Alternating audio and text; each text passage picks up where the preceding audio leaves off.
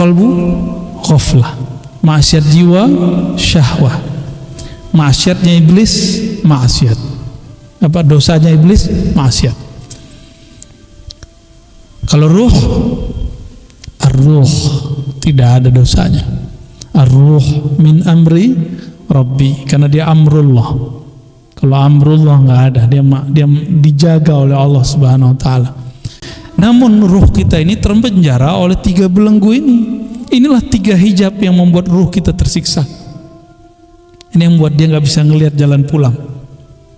Antum nggak bisa jalan pulang ke akhirat karena 3 ini. Kita nggak bisa jalan pulang karena dibutakan oleh 3 ini.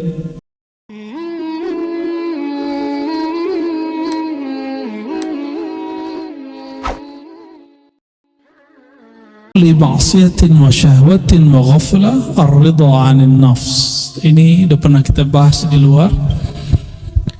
Pokok asal daripada segala maksiat. Maksiat itu terjemahan aslinya kedurhakaan.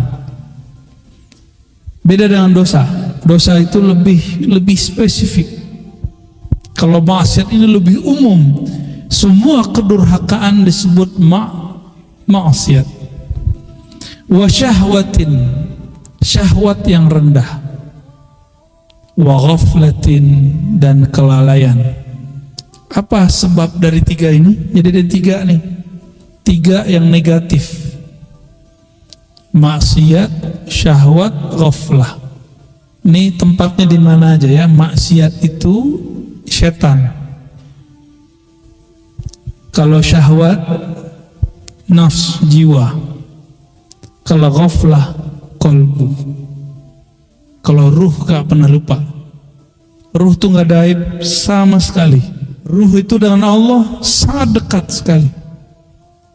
Jadi aqrabu ilallah, sangat dekat.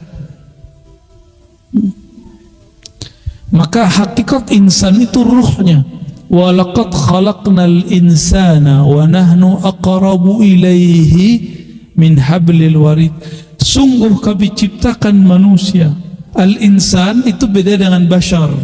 Bashar itu sisi manusiawi, sedangkan hakikatul insan ruhnya. Kami kepada ruhnya lebih dekat daripada urat nadinya. Itu surat Qaf.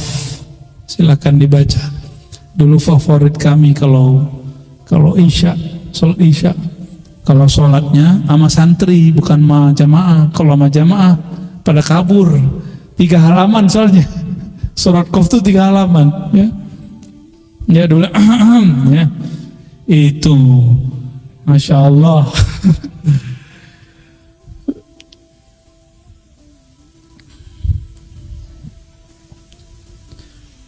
Jadi kalau kolbu masih ada maksiatnya. Apa maksiat kolbu?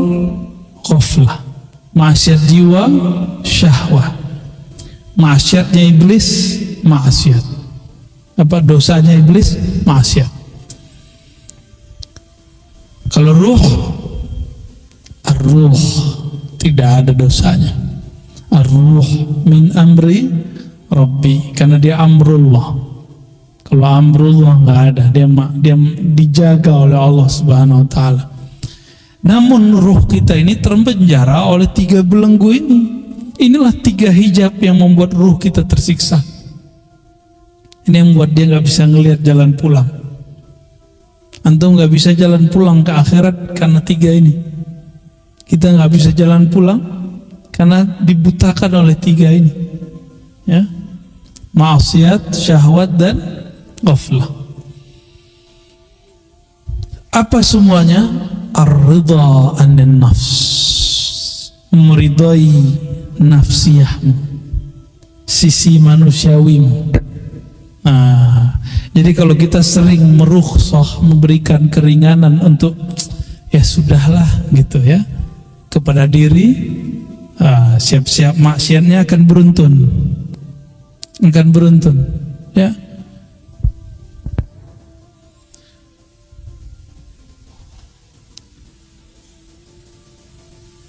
Kalau orang awam maksiatnya zahir.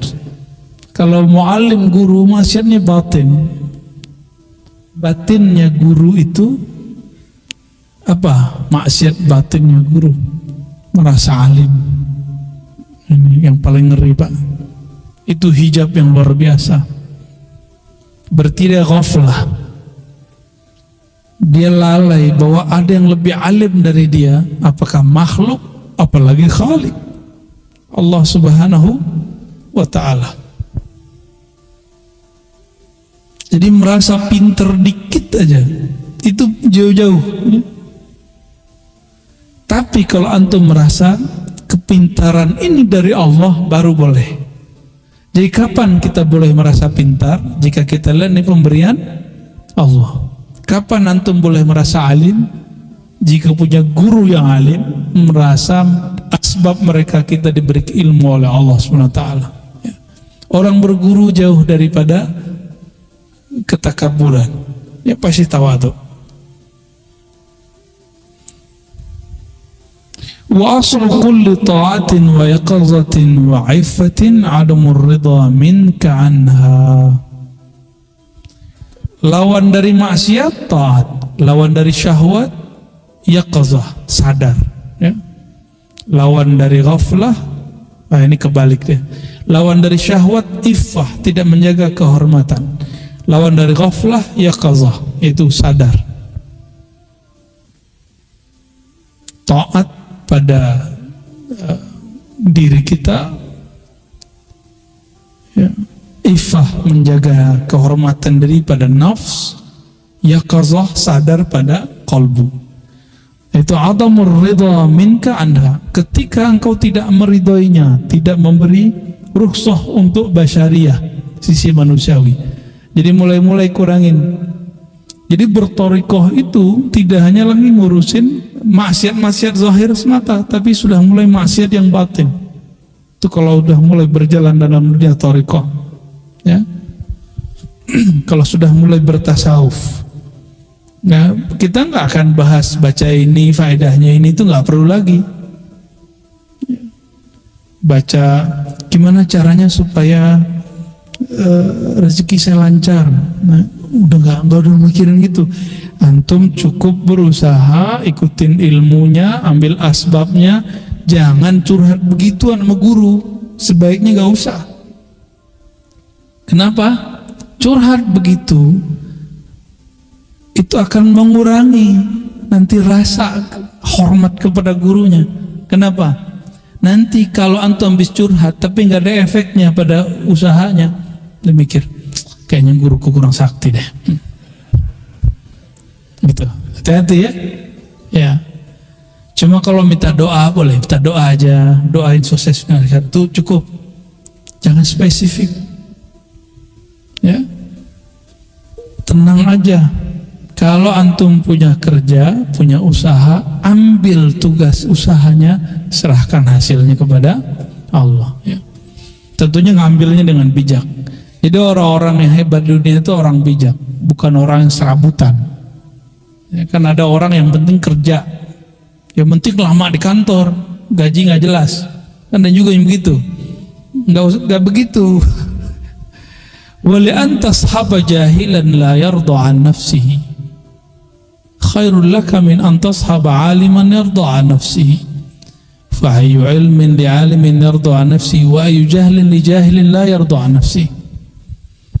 Engkau berguru berkawan dengan orang yang jahil, kata orang dia nggak sekolah, nggak nyantri, bukan kiai, bukan habib, ya. Tapi la yarda an nafsihi, dia tidak ridho dengan nafsunya, dengan dirinya. Khairul laka, maksudnya dia tidak mengikuti hawa nafsunya. Khairul laka min an tashaba aliman. Itu lebih baik daripada engkau berguru, bermajlis dengan orang alim tapi mengikuti hawa nafsunya. Senangnya nafsu ngapain? Kalau ada orang alim sono, dia omongin aib orang alim itu senangnya nafsu. Majelis-majelis begitu, kata beliau, kamu berguru kepada orang jahil di sudut kampung sana lebih baik daripada engkau berguru kepada dia, walaupun dia bergelar, berlakop, berderjat di depan mata umat misalnya. Tapi kalau omongannya begitu, la yanfa.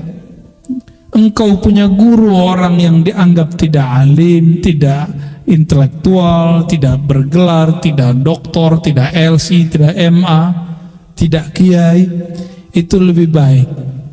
Syaratnya satu, dia tidak mengikuti. Nah, punya guru biasa-biasa aja nggak apa-apa. Ya. Kenapa? Fa'ayu ilmin li'alimin yardu'a nafsi. Masih disebut alim nggak orang yang suka mengikuti hawa nafsunya? Kiai cari popularitas itu ngikutin hawa nafsu. Kiai emosional mulu, itu hawa nafsu. Murid kalau marah-marah, guru kalau marah-marah, muridnya gimana? Sama. Nanti coba lihat aja, guru nih suka marah-marah, muridnya marah-marah kerjanya. Gurunya suka zikir, muridnya suka zikir. Gurunya suka ngaji, muridnya nanti suka ngaji. Begitulah terus. Karena guru itu orang tua, dicontoh oleh muridnya. Dia berhati-hati cari guru, ya. Wa ayu jahlin li jahilin.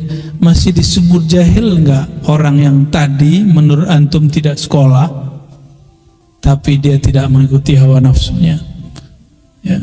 Saya ketemu dengan seseorang dibully orang enggak balas dibully. Dibully orang nggak balas dibully. Tapi ada yang katanya hafiz Quran, sekolahnya ke luar negeri, senggol dikit di YouTube balasnya berjilid-jilid. Wa ayu jahlin li jahilin la yardu'a nafsi. Disitulah mata batin akan kebuka, mana sebenarnya yang alim, mana sebenarnya yang jahil. Ya, ini kita tes nih besok nih antum. Disenggol orang, dimaki orang, dibully orang, di-unlike orang, emosi nggak? Ya, nggak boleh emosi. Kalau ngaji hikam emosi, berarti ngaji hikamnya harus lebih banyak, bukan berhenti ngaji hikam.